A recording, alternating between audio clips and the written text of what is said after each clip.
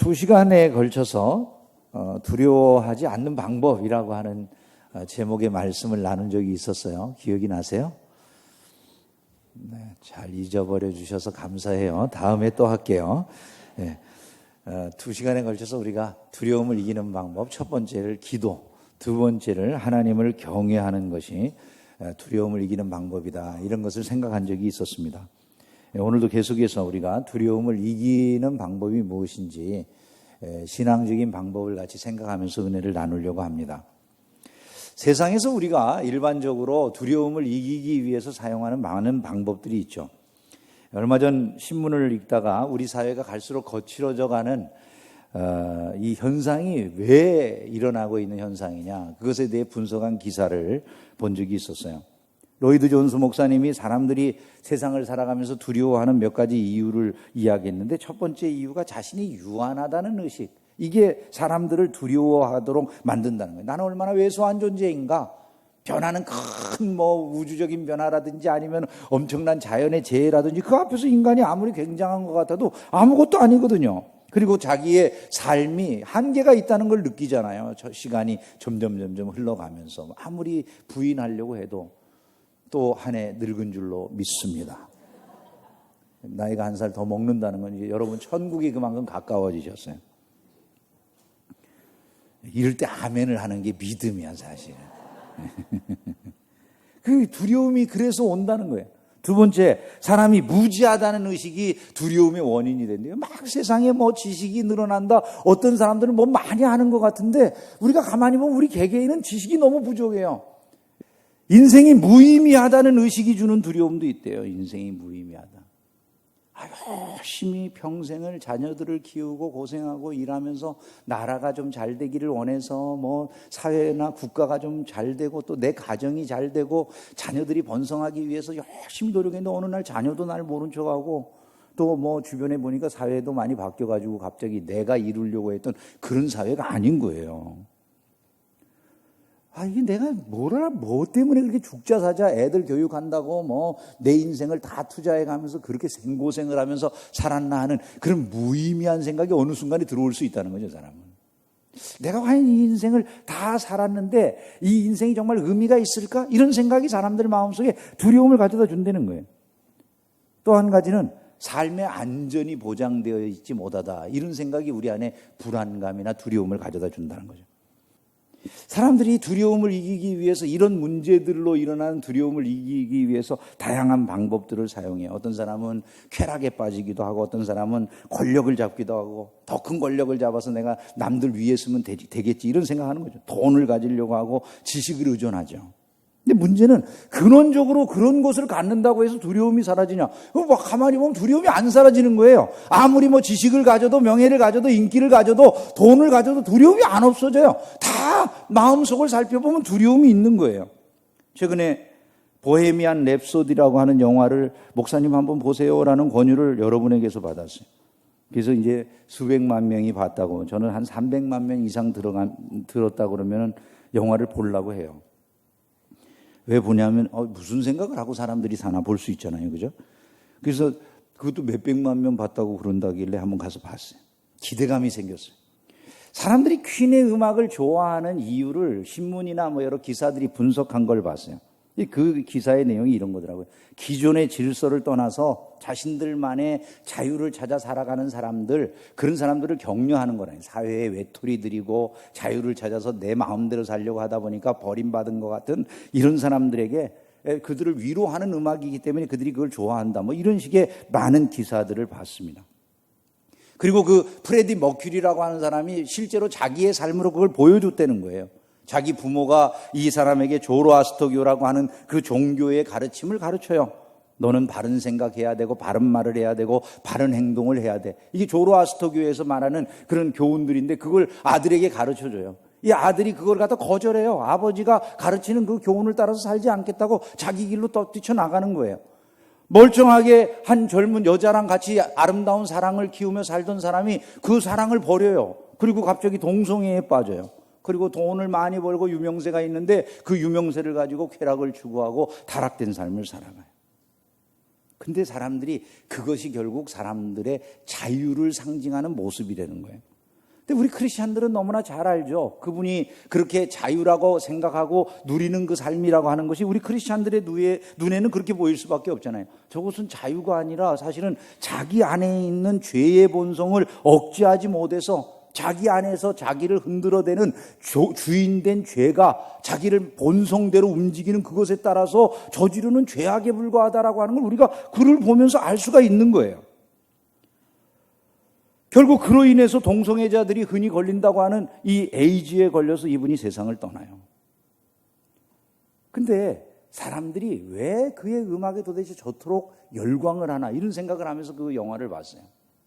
저 삶은 분명히 우리가 볼 때 저거 잘못된 삶인데 불구하고 왜 이렇게 이 영화에 사람들이 그렇게 몰두하고 이 영화를 좋다고 할까? 그런 고민을 하면서 저는 그 영화를 봤어요. 그러면서 마음속에 어떤 생각이 들었냐면 이런 생각이 들었어요. 그것은 아마 사람들이 그들이 전하는 말과 그들이 실제 경험하는 삶 사이를 구분하지 못해서가 아닐까 이런 생각이 들었어요. 그들이 하는 말은 얼마나 아름답습니까? We are the champions, my friend. 우리 친구들이요, 우리는 챔피언들입니다. We will keep on fighting till the end. 우리 끝까지 우리는 싸울 것입니다. 우리는 챔피언들입니다. We are the champions. We are the champions. No time for losers. 패배자들을 위한 시간은 없습니다. Cause we are the champions of the world. 우리는 세상의 챔피언들이기 때문입니다. 이런 말이잖아요. 아니 그냥 이 가사만 보면 나쁜 게 하나도 없어요. 우리가 다 챔피언이라고 힘내라고 그러는데 나빠할 사람들이 뭐가 있겠습니까? 여러분 세상에 노래 가사를 뭐 따라 부른다고 잘못될 거 없어요. 여러분들이 뭐 퀸의 노래를 따라 부른다고 해서 지금 뭐라고 할 것은 아무것도 없는 거죠. 뭐 우리가 세상에서 부르는 노래가 다 나쁜 것은 아니에요. 왜냐하면 일반 은총의 세계 안에서 우리에게 주시는 것도 하나님의 은혜예요. 사실은요. 그 자체도. 근데 이제 문제는 뭐냐 하면 이 사람이 그렇게 우리가 챔피언이라고 말을 하지만 자기의 삶이 실제 챔피언의 삶이었느냐? 투사로서 완전히 우승하고 승리하는 승리자의 삶을 살고 있느냐? 그러게 뭐 그게 아니라는 거죠. 유격의 노예일 뿐이고 죄악의 노예로 살아가는 그런 삶을 보여줄 뿐이지. 자기는 맨날 창문에서 불을 켜가면서 여자친구가 자기를 봐주기를 바라면서 안타까워하는 그런 모습이 영화 속에 나와요. 보면서 좀 불쌍하다. 저는 이제 마음속에 계속 저게 왜 자유지? 자기 인생을 스스로 망쳐놓고 저렇게 끊임없는 그리움과 안타까움 속에서 저러고 있으니 참 삶이 불쌍하다. 뭐 그런 생각이 드는 거예요. 저는 그의 그 모습 속에서 나아만 장군이 이렇게 겹쳐지더라고요. 나아만 장군이 겹쳐져. 겉으로는 한 나라의 군대 장관. 외국에 있는 다른 사람들이 그를 다 두려워해요. 모두 다 그를 생각할 때 공포심을 가질 만큼 굉장한 힘을 가지고 능력을 가진 사람이에요. 그런데 사실은 그의 내면은 나병으로 인해서 죽어가고 있는 거예요. 결국 이 사람도 마찬가지예요. 호화롭게 사람들이 외치고 우리가 다 챔피언입니다. 큰 소리로 수십만의 사람들을 움직이는 것처럼 보여지지만 자기는 동성애를 하다가 결국 에이즈가 걸려서 서서히 죽어가고 있는 가련한 사실은 자기 자신을조차도 구원할 수 없는 그런 말을 자기 입으로 하고 있는 거네요. 실제 삶과 노래와의 이 노래의 가사 사이에는 전혀 매치되는 점이 없다 그 말이죠. 세상에 돈도 있고 명예도 있고 많은 것들을 소유한 것 같지만 그에게 아무런 위로도 안 되는 거예요. 그렇기 때문에 타락해서 사는 거예요. 왜? 위로받을 길이 없고 그 마음의 두려움을 이길 길이 없으니까. 우리가 이 세상을 살아가면서 진짜 두려움을 이기려면 이런 것들을 추구해서 되는 게 아니라는 거예요. 그럼 우리가 진짜 두려움을 이기고 승리자가 되기 위해 진정한 챔피언이 되기 위해서는 어떤 길을 살아가야 됩니까? 성경은 우리에게 그 길을 선명하게 말씀합니다. 그건 다른 것이 아니라 하나님을 의지하는 거라는 거예요. 예레미야 17장에 보니까 물은 여호와를 의지하며 여호와를 의뢰하는 그 사람은 복을 받을 것이라. 그는 물가에 심어진 나무가 그 뿌리를 강변에 뻗치고 더위가 올지라도 두려워하지 아니하며 그 잎이 청청하며 가무는 애에도 걱정이 없고 결실이 그치지 아니함 같으리로다. 이렇게 말씀을 했어요. 이스라엘 사람들이 하나님을 떠나가지고 믿음을 잃어버리니까요. 이 사람들이 점점 나빠져요. 하나님을 의지하지 않고 이 사람들이 애굽을 의지해요. 군사력을 의지해요. 양식을 의지해요. 물을 의지해요. 세상의 마술사들의 말을 들어요. 요술하는 자들의 말을 들어요. 그들의 말은 듣지만 하나님의 말씀에 귀를 기울이지 않아요. 성경이 이렇게 살아가는 사람의 삶에 대해서 하는 말씀이 있어요. 예레미야 17장 5절에 보니까 무릇 사람을 믿으며 육신으로 그의 힘을 삼고 마음이 여호와에게서 떠난 그 사람은 저주를 받을 것이라, 이렇게 말씀했어요. 성경은 하나님을 의지하는 자들만 진실로 두려움을 이겨내는 챔피언이 됨을 말씀하는 거예요. 다윗이 시편 18편에서 이렇게 고백을 해요. 내가 주를 의뢰하고 적군을 향해 달리며 내 하나님을 의지하고 담을 뛰어넘나이다. 시편 23편에서 그는 내가 사망의 음침한 골짜기로 다닐지라도 해를 두려워하지 않는다, 이렇게 말씀합니다. 하나님을 의지하게 될 때 하나님이 그에게 새 마음을 주심으로 사람들은 누구나 다 자기 안에 일어나는 많은 두려움들을 이기는 힘을 갖게 돼요. 하나님이 어떤 새 마음을 주실까요? 성경은 이렇게 말씀합니다. 디모데후서 1장 7절에 보니까 하나님이 우리에게 주시는 것은 두려워하는 마음이 아니요 오직 능력과 사랑과 절제하는 마음이라. 그러니까 하나님이, 우리가 하나님을 전적으로 의지할 때 세 가지 마음을 주신다는 거예요. 첫 번째 마음이 능력의 마음. 능력의 마음은 어떤 겁니까? 내게 능력 주시는 자 안에서 내가 뭐든지 할 수 있다는 마음이에요. 두려움과 공포심이 아니라 내가 부족한 것이 많이 있는데도 불구하고 세상에 주눅 들고 이제 마음이 쪼리장해지는 것이 아니라 하나님이 주신 모든 것을 해낼 수 있다는 능력의 마음이 생긴다는 거예요. 거제도의 작은 마을에서 머슴살이 하던 소년이 있었어요. 공부를 할 수가 없으니까 또래 아이들보다 전능한 사람으로 취급을 받았어요. 얘는 뭘 알지도 못하고 무능한 아이야, 이렇게 취급을 당하는 거예요. 그러다가 이 아이가 교회를 다니고 하나님을 의지하게 됐어요. 하나님께 기도하는 가운데 마음속에 요셉의 꿈이 생겼대요. 그래서 하나님 앞에 기도하는 거예요. 머슴살이 하는 아이가, 하나님 나도 길을 열어주세요. 하나님이 도와주시면 저도 요셉과 같이 성공할 수 있잖아요. 여러분, 바로 그런 마음을 하나님이 주시는 거예요. 상황과 상관없이. 머슴을 살고 도무지 미래가 보이지 않는 이 소년에게 하나님을 믿으니까, 하나님을 의지하니까 마음속에 갑자기 미래가 보여요. 능력의 마음이 들어오는 거예요. 이 소년이 어떻게 됐을까요? 길이 열려서 야학에 지나갑니다. 야학을 졸업한 다음에 국방부의 전산실에서 근무를 했어요. 전산요원으로. 그러다가 길이 열려가지고 미국에 유학을 가서 미국의 해군 대학원까지 나왔어요. 그리고 유학을 가서 공부를 마친 다음에 우리나라 1998년에 청와대에 처음 전산실이 생길 때 그곳 전산실장으로 왔어요.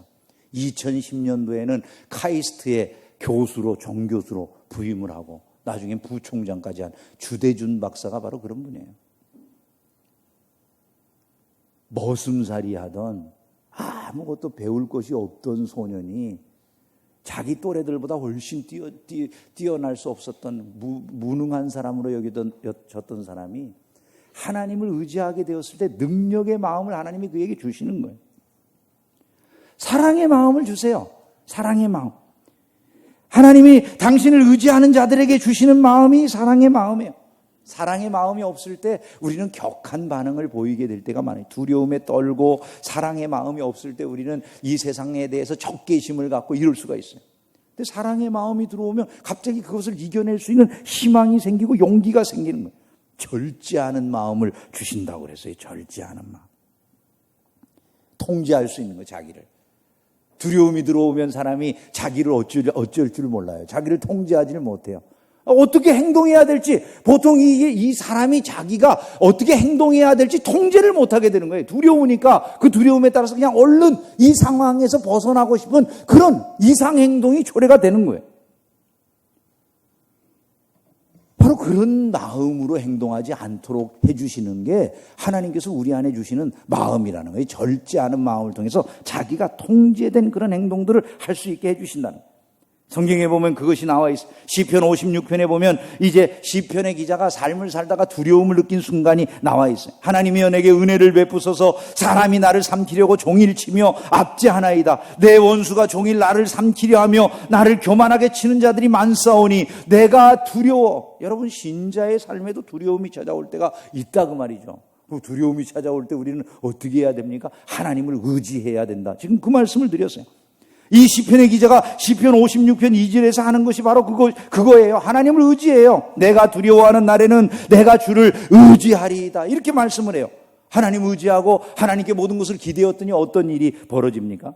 시편 56편 3절부터 4절에 보니까 이렇게 말씀해. 내가 하나님을 의지하고 그 말씀을 찬송하올지라. 내가 하나님을 의지하였은즉 두려워하지 아니하리니 혈육을 가진 사람이 내게 어찌하리이까. 이런 고백을 하는 거예요. 갑자기 의식이 고양돼요. 하나님께서 그의 심령 속에 능력의 마음을 주시는 거예요. 절제할 수 있는 마음을 주시는 거예요. 사랑의 마음을 주시는 거예요. 그래서 이 모든 두려움을 이기게 하셨음을 믿으시기를 주님의 이름으로 축원합니다. 하나님은요, 당신의 백성들이 두려움 없이 살기를 원하세요. 그런데 살다 보면 두려운 날들이 있어요.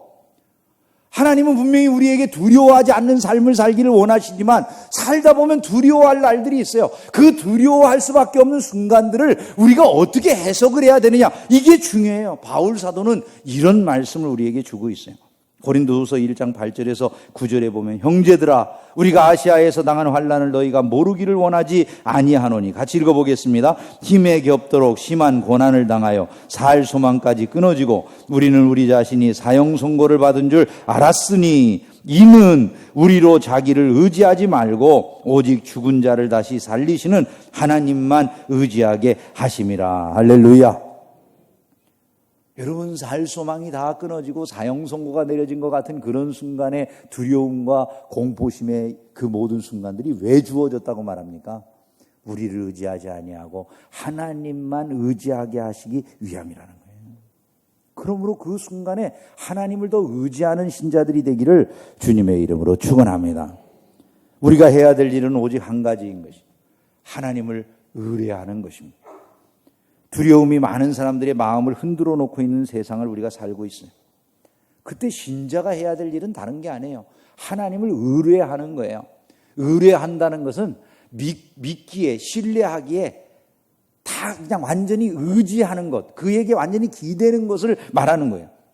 완전히 믿고 완전히 신뢰해서 완전히 기대는 것, 그게 의뢰예요. 이스라엘 백성들이 하나님을 의지한다고 늘 말을 해요. 근데 여러분, 이스라엘 백성들이 하나님 예배도 하고 하나님 앞에 나가서 제사도 드리고 온갖 일을 다 하는 것 같은데, 문제는 이 사람들이 하나님만 의지하지 않아요. 아까 말씀드린 것처럼 권력도 의지하고 애굽도 의지하고 말도 의지하고. 근데 하나님이 애굽으로 가지 말라 그러는데 애굽으로 가는 거예요. 하나님 앞에 예배를 안 하는 거 아니잖아요. 제사 드려놓고 제사 드린 자가 하나님은 애굽으로 가지 말라 그러는데 제사 드린 그 다음에 애굽으로 가요. 여러분, 하나님은 이런 행위 자체를요, 믿는 행위라고 말씀을 안 하세요. 믿는다는 것은 하나님께 전적으로 기대는 거예요. 내가 하나님 앞에 예배했으면 그 예배한 그대로 그분을 믿고 따르는 거예요. 이제 더 이상 병거를 의지하지 아니하고 마병을 의지하지 아니하고 이 모든 것들 속에서 나는 하나님만 의지합니다. 이 마음이 나타나야 된다는 거예요. 너는 마음을 다하여 여호와를 신뢰하고 내 명철을 의지하지 말라, 이렇게 말씀하거든요. 그 말씀대로 하나님만 바라보고 나가야 되는데 세상이 먼저 의지가 된다, 그 말이죠. 여러분, 오늘도 하나님은요, 자기의 말씀을 철저히 의지하고 믿고 나갈 때 그 속에 기적을 행하세요. 믿으시기를 주의 이름으로 축원합니다. 35년 넘게 안식교 전도자처럼 살았던 이상구 박사라고 하는 분 여러분 아시죠? 그죠? 엔돌핀 우리나라에 처음 소개해가지고 엄청 인기가 있었던 분인데, 이 이상구 박사라고 하는 분은 아주 골수 안식교 신자였어요.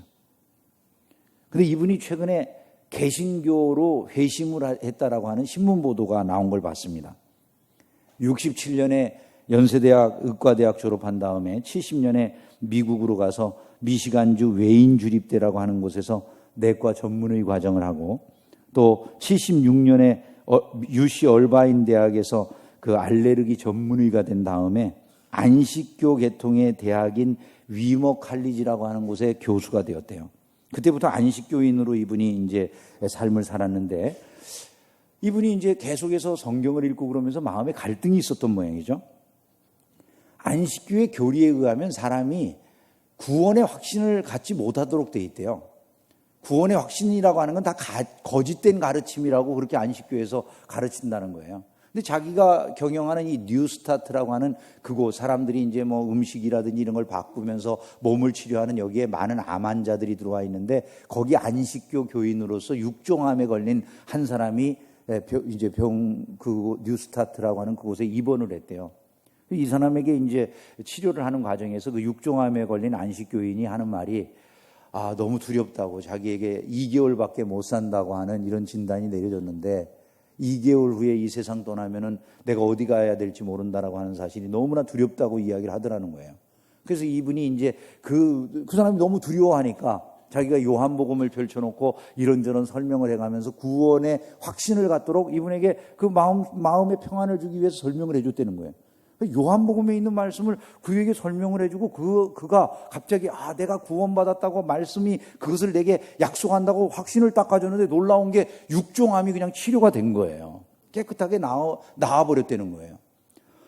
자기도 너무 즐겁고 그 사람도 너무 즐거웠는데 안식교에서 이제 이상구 박사에게 사상 점검을 한다고 그러면서 어떻게 잘못된 안식교의 교리하고 다른 것을 가르칠 수 있느냐, 그리고 이 공격을 하니까 이분이 이제 그런 과정을 통해서 결국 성경대로 가르치는 개신교의 교리가 맞구나 그래가지고 이분이 회심을 하게 됐다는 거예요. 여러분, 하나님의 말씀에 순종하는 것이 하나님을 의지하는 거예요. 잠언 16장 20절에 삼가 말씀에 주의하는 자는 좋은 것을 얻나니 여호와를 의지하는 자는 복이 있느니라, 이렇게 말씀을 해요. 말씀을 의지하는 것이, 말씀을 따르는 게 하나님 의지하는 거예요. 그리고 그 말씀을 전적으로 순종하고 그 말씀이 원하는 길을 걸어가게 될 때 거기에 역사가 있고 능력이 있어요.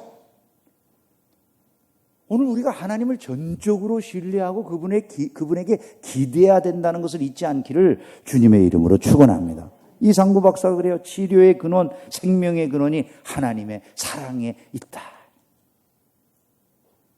여러분, 어디에 있습니까? 하나님의 능력의 치료의 역사가 있음을 믿으시기를 주의 이름으로 축원합니다. 이사야 26장은 말씀, 너희는 여호와를 영원히 신뢰하라. 너희는 여호와를 영원히 신뢰하라. 주 여호와는 영원한 반석이심이로다. 말씀을 맺습니다. 오직 하나님만 의지하고 살아감으로 두려움을 이겨내는 성도들이 되기를 주의 이름으로 축원합니다.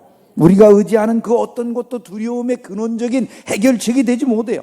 우리는 스스로의 연약함이나 무지함이나 무힘이나 불안감이라고 하는 것을 돈이나 권세나 지식이나 쾌락 같은 것들을 통해 가지고 극복해 보려고 하고 그 모든 것들이 주는 두려움을 이겨낼 수 있을 것처럼 생각하지만 번번이 실패로 돌아가는 게 우리의 삶이에요.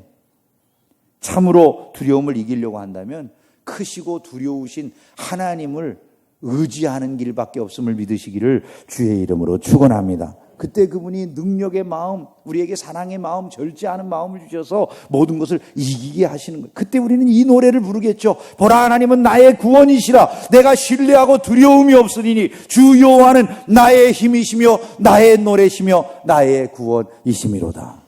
그들이 바로 참된 챔피언이 됨을 믿으시기를 주님의 이름으로 축원합니다.